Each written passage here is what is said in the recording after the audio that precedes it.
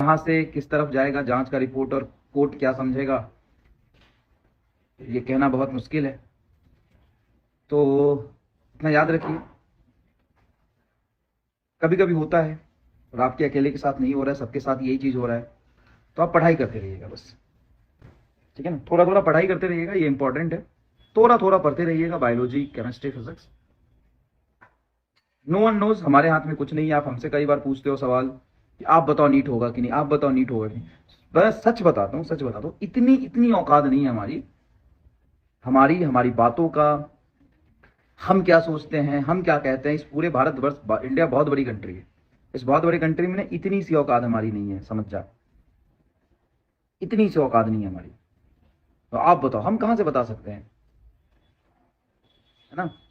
तो इस बहुत बड़े कंट्री में, इंडिया बहुत बड़े कंट्री में, नीट का पेपर बहुत बड़ा है जिसमें 25 लाख बच्चे बैठते हैं, और उस पेपर में हमारी बातों में उसमें इतनी सी औकात नहीं है।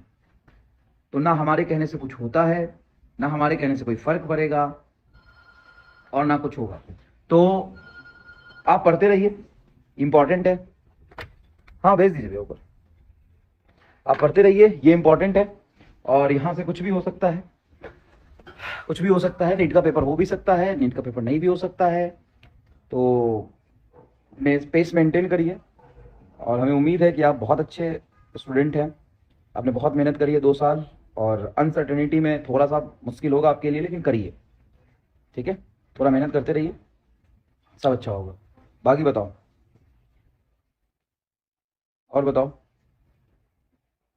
बाकी सब बढ़िया एकदम। सर सुनिए ना, सुनाइए, क्या सुनाना चाहते हैं आप, सुनाइए। कुछ सुनाना चाहते हैं तो सुनाइए, बताइए प्लीज़। आपके डीएम का रिप्लाई करने हैं, अच्छा ठीक है, डीएम का रिप्लाई हो जाएगा।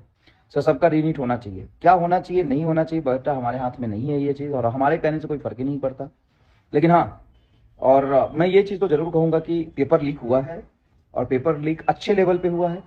और इस साल हर साल होता था, इस साल पाया गया है, ऐसा नहीं है कि पिछले साल पेपर लीक नहीं हुआ था। और वही 2 4 10 20 लोग हैं जो पेपर लीक करते थे, पिछले साल भी किया है, उससे पहले भी किया, उससे पहले भी किया है, लगातार पेपर लीक करते थे। और 2 4 नाम जो आप न्यूज़ में सुन रहे होंगे लोग, और सिस्टम इतनी बेशरम है यार, वही लोग बार बार पेपर लीक करते हैं, जेल में जाते हैं, फिर बाहर आ जाते हैं। भाई इस बार जो कंफर्म होना चाहिए उसको उम्र कैद की सजा होनी चाहिए, जो पेपर लीक किया है।